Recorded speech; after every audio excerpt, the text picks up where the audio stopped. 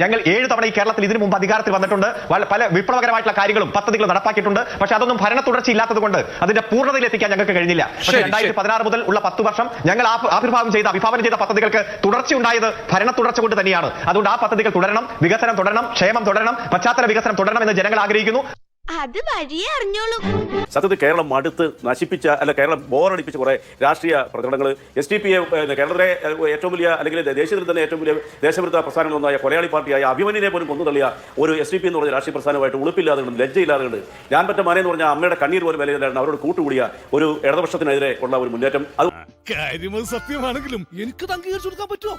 ഒരു കാര്യം ആദ്യം കടത്തി പറയാൻ ഞാൻ ആഗ്രഹിക്കുകയാണ്. കേരളത്തിൽ പല ജില്ലകളിലും തെരഞ്ഞെടുപ്പ് പ്രചരണമായിട്ട് പങ്കെടുത്ത വ്യക്തി എന്നുള്ള ഈ കാര്യം പറയാൻ പറ്റും. ഒരു തരംഗം കേരളത്തിലുണ്ട്. അതെന്താ അറിയോ? പിണറായി വിജയന്റെ ഹോർഡിംഗ്സ് തരംഗം. അതിൽ ബോറടിച്ച അരോചകമായ കാഴ്ചകൾക്കെതിരെ പോലും ഇവിടുത്തെ പുതിയ തലമുറ വോട്ട് ചെയ്യും. കാരണം ഇത് ഉത്തരകൊറിയല്ല, കമ്മ്യൂണിസത്തിന്റെ പേരും പറഞ്ഞുകൊണ്ട് കോടാനുകോടികൾ ചെലവഴിച്ച് കേരളത്തിലെ ജനങ്ങളെ കൊണ്ട് കാണിച്ച ഈ ധിക്കാരത്തിലും കേരളത്തിലെ ജനങ്ങൾ ഇത് പോളിംഗിലൂടെ അവർ രേഖപ്പെടുത്തിയിരിക്കുന്നുള്ളതാണ് ആദ്യം കടത്തി പറയാനുള്ളത്.